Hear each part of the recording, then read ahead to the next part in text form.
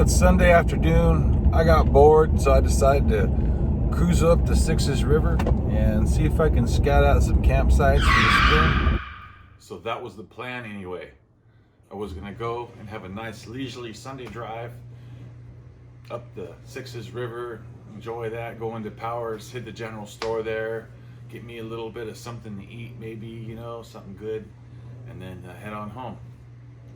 Well, this goes to show you, sometimes things happen. Sometimes you end up spending a night in the woods that you don't want to spend. So go ahead, I'm gonna let you keep watching the part of the Sixes River trip, a little bit fast forward, and then I'm gonna give you the real deal. You're gonna actually see what I felt. I'm gonna leave a lot of this stuff unedited and raw because I did make some mistakes out there. See if you can point them out, see if you can see. I didn't do a whole lot of filming because I was a little stressed, you know, stuck in the woods overnight. Anyway, so at the end of this video, I'll do a little critique and give you a professional opinion on what I should have done and a professional's perspective on how his professional did to handle well. All right, so anyway, hope you enjoy the video.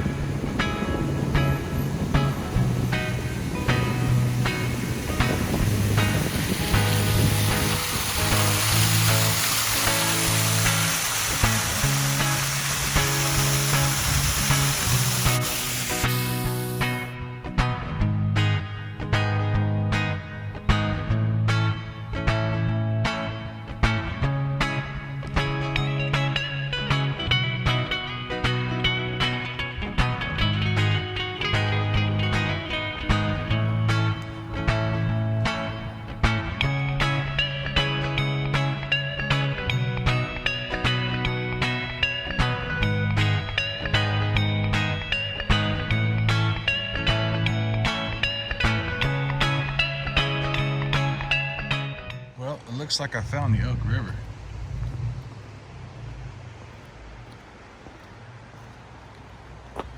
Beautiful color water, isn't it? So clear.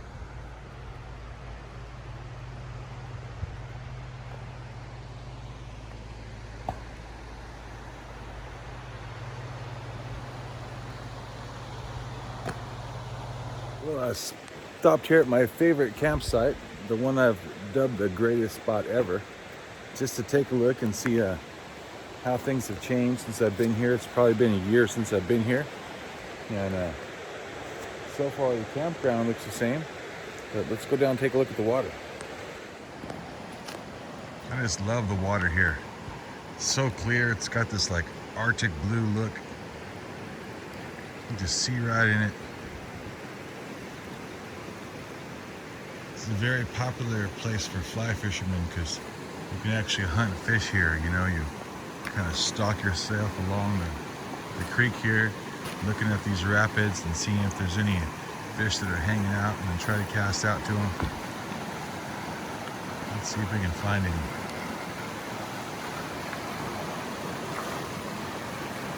They can see me better than I can see them.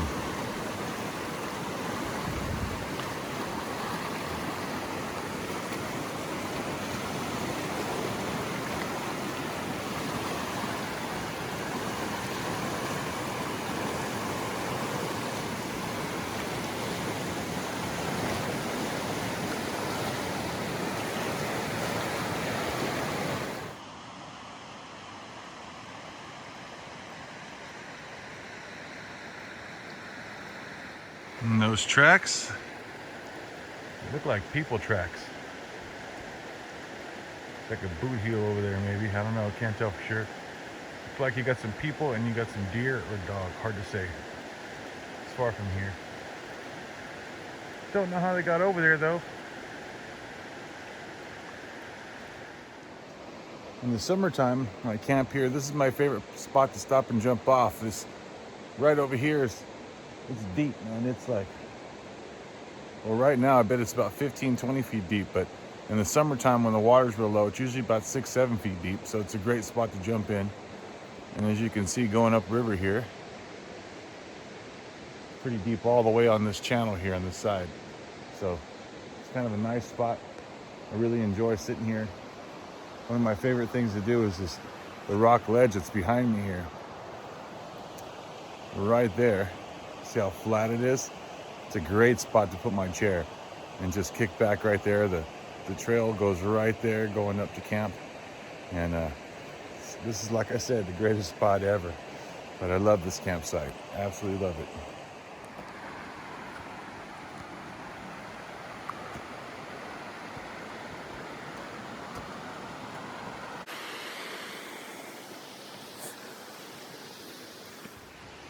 You got two fire pits here. You got one right here, and one over there. This is the one I like to use. Usually what I'll do is put my hammock up between these trees right here. Maybe those over there. Can't wait to come back here. Well, I am totally screwed. I am stuck. Stuck big time. I can't get up that hill right there. I've tried and tried and tried. I just can't get up it. I'm missing my Toyota right about now.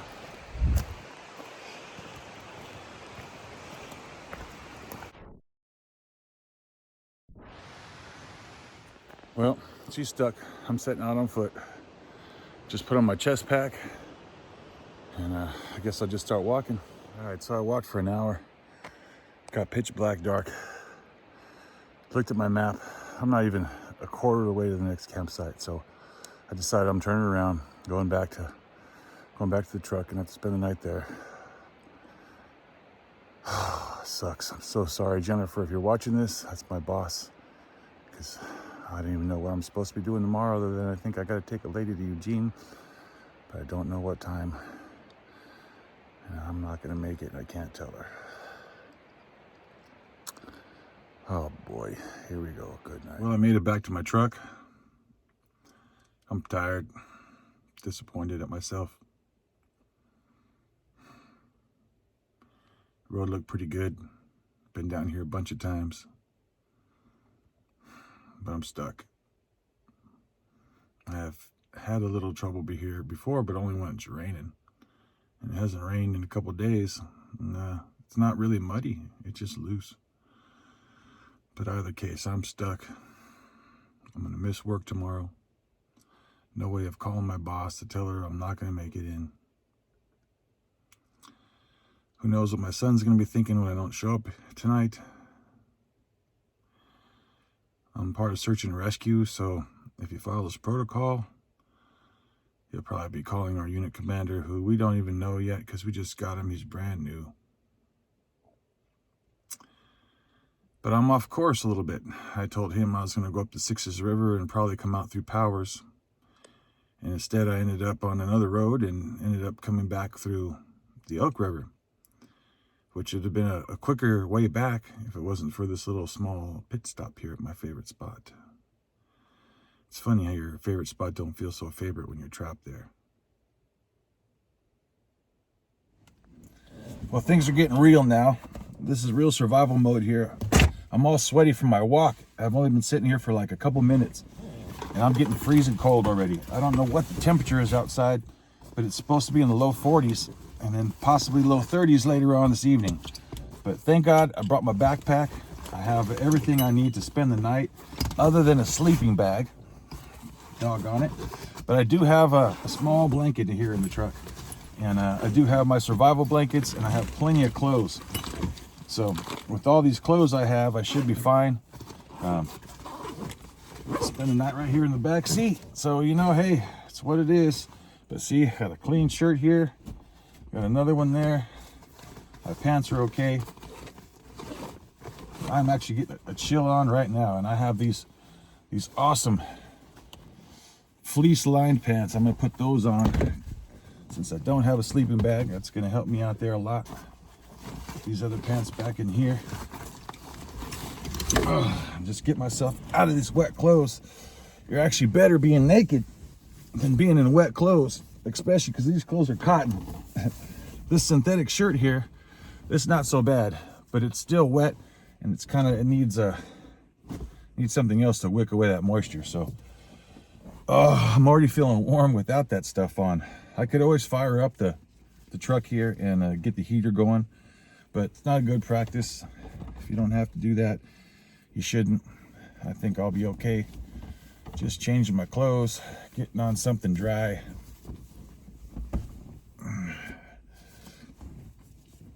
I also have another hoodie here that's still dry. This one here I got laying out with the arms out open. I don't know if you can see that. This way they can cool off some.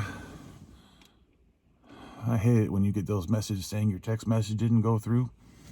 Yeah, no kidding. I have a text message that says, SOS, truck stuck, need help at best camp ever, sending to my son. But it's not getting there. He knows where that's at. But, like I say, he can't get it. He's not going to know. Nobody's going to know where I'm at. I'm not where I'm supposed to be. So, I'm not expecting anybody to come rescue me. And you know what? You're going to do this kind of thing, you better expect that nobody's going to come rescue you. You better be self-sufficient. You better know what you're doing to be able to handle it, because I'm not going to enjoy this night out here, but I got 2 days worth of food in here. 2 days worth. I got dehydrated stuff. So I'm okay for tonight. Tomorrow, it's going to be an interesting thing. I'm probably going to hike up to the road and then maybe just continue to hike down it and take some food, some more stuff with me, some more water. And hopefully somebody picks me up along the way, or at least take something to send to my son to call him. But either case, I'm here for the night, so I might as well just grin and bear it. I'm not going to let you watch me put my pants on. So I just did the math on my map. I got about 30 to 35 miles before I hit Highway 101, where I think I have signal, but at least from there, there's only about another 2 or 3 mile hike to the Sixes Grange, where there'll be people for sure, but still, that's 40 miles. 40 miles. I've never walked 40 miles in one day in my life. My goodness, I got a big decision to make tomorrow. I always wanted to do a video of what would I do if I got broke down or stuck. Guess I can check that one off the list, huh? Not quite the way I wanted to do it, but you know, hey, that's why you drill, right?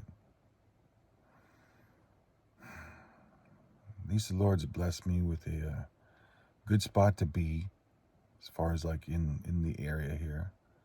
And all my gear, with the exception of a sleeping bag, which I think I'll be okay. If it gets too cold, I can always run the truck. I got 3/4 of a tank of fuel. So really, I'm not bad off survival-wise, just uncomfortable. But I still got to figure out how to get out of here. I'll be able to get a hold of him and let him know where I am, let him know I'm okay. Yeah, I'm sure he's worried right now. I'm never out this late, especially on a Sunday. I'm not the kind of person who misses work. You know, it's shit happens, I guess.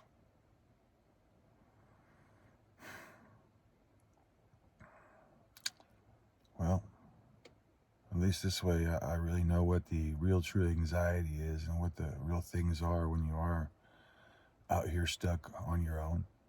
I have food. I have dehydrated meals. Got plenty of water. I even got a water filter. You know, I got another gallon of water in my truck and about 6 or 7 more bottles of water. You know, so I could make dehydrated meals tonight and all that kind of stuff. But you know what? I'm not hungry. Just not hungry. You know, stress and anxiety does that. Because, like I say, I still got to figure out how to get out of here tomorrow.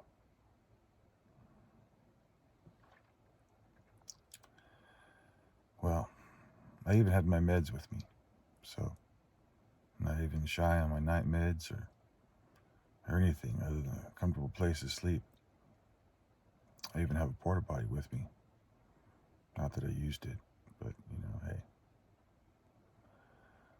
Be prepared. Be prepared. You never know what's going to happen to you. It's no joke. I really hope he's not working out of town tomorrow. His boss is the kind of guy that'll let him take off and come rescue my butt. But still, he's going to lose work. He's going to lose hours. I'll lose money.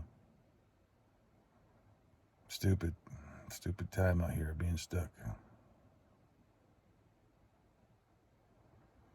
This goes to show you, this is my stomping grounds. I've stayed the night at this spot. I don't know how many times. I can't even count. Got like 2 or 3 videos. Right, conditions change. I haven't been here in almost a year. My truck's changed a little bit. Maybe tomorrow I'll try to let a bunch of air out of the tires and then throw a bunch of rocks in the back, and maybe I'll get enough weight to climb out of here. Every time I've come here before, I had my camper on the back, so that might be the difference. And then there's just good old soil erosion. Sorry if I'm just singing on here, but you know, it helps when you're kind of stressed out just to say something or talk to something. So hopefully sometime tomorrow I'll be rolling up on somebody's house, or better yet, I get up to the top of the road there and run into a cop. Boy, that would be fantastic. Who wants the cops? I always want the cops. I'm for the police. Yeah, and this is coming from a cop's son. My stepdad is retired LAPD. And, you know, I'm proud of that. He was still proud of his service, the things that he did, and I was proud of him. I still am proud of him. In case you're watching this, Joe, Mom, you are, please let him see this, because I am very proud of him. And because of that, you know, I understand what cops and their families go through, and it's kind of BS how people treat them these days. They got the toughest job ever now with everything that's going on. I remember when I was in school, if you were getting a little sideways, you know, a cop might shake you down a little bit and give you some grief, you know, but you had that option, or take you to jail. And I'll tell you what, I appreciated the shakedown, but you know, these kids today, I guess they're just a little too sensitive. But I never had a physical altercation with an officer. He never laid hands on me other than to frisk me, and I can't blame him for that. I'm bigger than most people, even when I was in high school. You know, if I'm a 5'8" cop and I got this gigantic, enormous football player guy in front of me, I'm gonna shake him down, make sure he doesn't have anything on him. Why not? You know, hey, I expect that. You know, you should too out there. You know, if you're in a position where you look suspicious, this is what it is. You know, so hopefully I come across a cop tomorrow and he can help me out and get me back to at least cell signal, so I can call everybody and tell them how stupid I am. Yeah.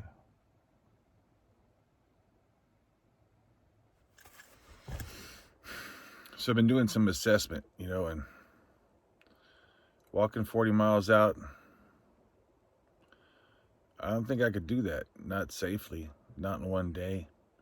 I'd probably have to spend the night out. If I don't come across a car out there at all, I could end up spending the night out there again. And you know, until just a couple minutes ago, I was really worried about that. But you should always reassess your situation. Now, as you guys know, I'm search and rescue, kind of a survivalist. I wouldn't say I'm a prepper per se, but I pride myself on being able to handle situations like what I'm in. And even though you can be so prepared, right? You forget the things you do. You forget the things you have. So consequently, I forgot about a little kit here that I put together.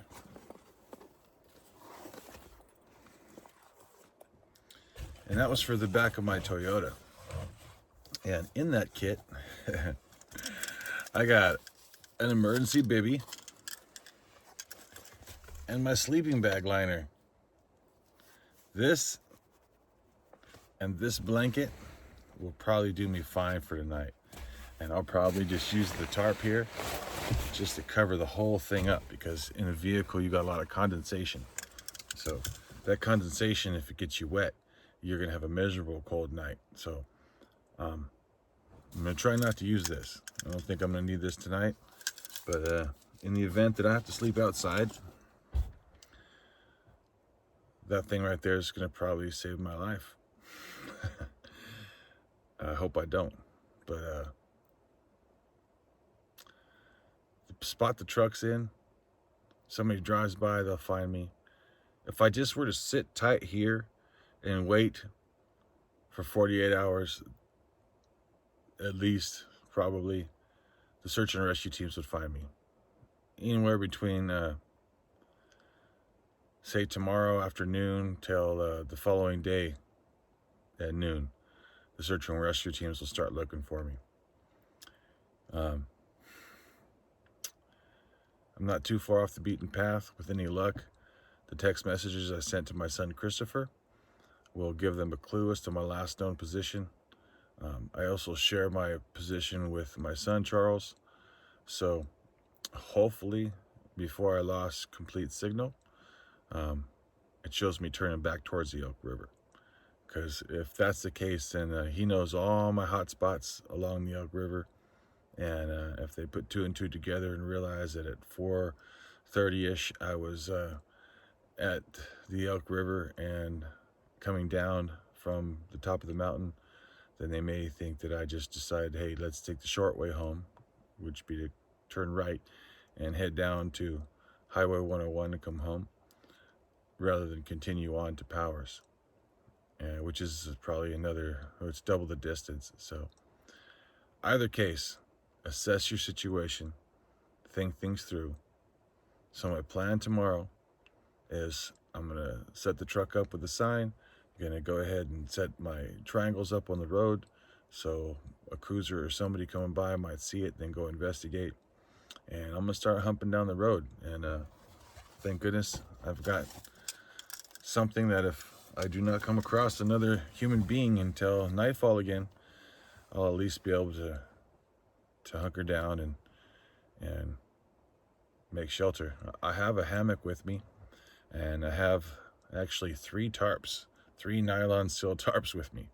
So shelter's not a problem. The problem is just staying warm. It's just keeping my body warm. If any of you have ever used a hammock, once you climb into that thing, you're going to be like, your backside's just cold. So the only thing I got there to keep me warm is my clothes, and now this emergency bivvy, as well as this blanket. And this is actually a 12-volt heating blanket, but I know better than to plug it in tonight because I won't have a battery come tomorrow if I did.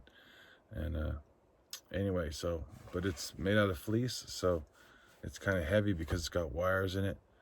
So, but I'm going to be taking that with me because it's the only blanket I got. And wrapping up with nylon and this emergency bivvy. I've also got those nice Mylar blankets too if it really gets nasty bad. But I'll probably be relying on a campfire, hopefully. That's the plan. Gotta be with me. It was a hell of a night. Couldn't really sleep much. Turned the heater on every now and then when I had to go to the bathroom just to warm the truck up. So it wasn't too cold. It wasn't a good night. I'll say a bunch of prayers. Air down my tires. Say some more prayers and hope I get out of here. I freaking made it out. Thank you, Lord. Thank you, Lord. Oh, I tore off my freaking mirror though in the process. Man, I just tore it off, but look, it put a dent. But you know what? I'm just happy to be out of there. Oh Lord, thank you so much. Praise you, God, because I'll tell you, I tried yesterday for a good hour. Couldn't get out of there, couldn't get out of there, couldn't get out of there. And I think it's almost like frozen this morning. Not quite. It's like, just above freezing. So I think the ground may be a little more chewy, maybe something, I don't know, but either that or just had some more angels pushing. So now I got to get my butt back to civilization, find out what time Miss Daisy's appointment is, and see if I missed it or not, and let my family and friends know that I'm alive and well. I'm about 7 miles away from where I was at last night, and finally came across another person camping. So It wouldn't have been a 40-mile walk today before I found somebody, providing this person was willing to help me out. Judging by their type of vehicle and their gear, they were not hobos, let's say that. They weren't the most expensive gear, but not the cheapest either. So people who respect the outdoors usually help those who are out here in the outdoors. So I probably would have had to go 7 miles before I found somebody who could possibly help me, if they were still there when I arrived. Because had I started walking here this morning, probably right about now, it still would have been 9 o'clock, 10 o'clock before I got down here this far. Right now it's 7 something. So yeah. Praise God that I got out. Praise God. Okay, so there you go. Stuck. So what could I have done better? Number one thing I should have done was just not walk down that road. I should have spent some more time looking at my map and determining how far that really was, and then determining how much daylight I had left, and not likely to show up at another campsite before dark. I should have taken that last 20 to 30 minutes of daylight and continued to get unstuck, and I might have been able to make it out. In retrospect there, sitting there thinking about it, I'd never been in there before without my camper on the back. My camper weighs about 600 pounds, so that gives a lot of traction to the tires. So the next day I was able to let air out of the tires, shift all my weight to the rear of the tires, and I was able to get out, and just barely get out. I could have used a bunch more rocks in the back, but I was able to get out and get up to the road, and then the rest of the story. Now, retrospect, what could I have done differently? Number one, not gone down there at all, just parked up right there at the road and walked down. But I've been there many a time, so what was the worry, right? So coming out of there, I did bounce off the side of a tree, tore my mirror off, which caused a lot of damage to my door. My window doesn't want to go up and down anymore. The mirror should be here Monday. Ordered it from Amazon. I have to put that on and bend all that back together. So out about 80 bucks altogether there. No big deal. I'll live. So as far as damage goes and those things go, that's basically all I have, that and my pride. Charles losing and Audrey losing a day's work because they spent the night driving around looking for me. I was fortunate enough that I didn't have to start work until later that day, so I was able to catch a couple hours of sleep and move on. So how am I going to remedy that in the future? Well, I got this little device here. This is a Garmin InReach. This thing allows me to send text messages anywhere I can see the sky. Now, I'm not sponsored by Garmin. Garmin is not helping me purchase this. I bought this with my own money, bought it on Amazon. And I'm not an Amazon consultant, so there is no link below. You can go to Amazon yourself and you can plug it in there, a Garmin InReach Mini, and buy your own. Okay, I paid like 314 bucks for this one. Not too bad. Typically 350, right around in there. Then you have your subscriptions. My subscription is going to cost me like 12 bucks a month.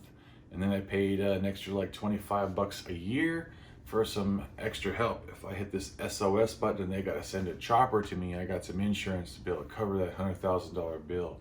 All right, so, but I don't have to hit the SOS button. I could have just sent my son a text saying, come and get me and pull me out of here, please, easily, with this device right here.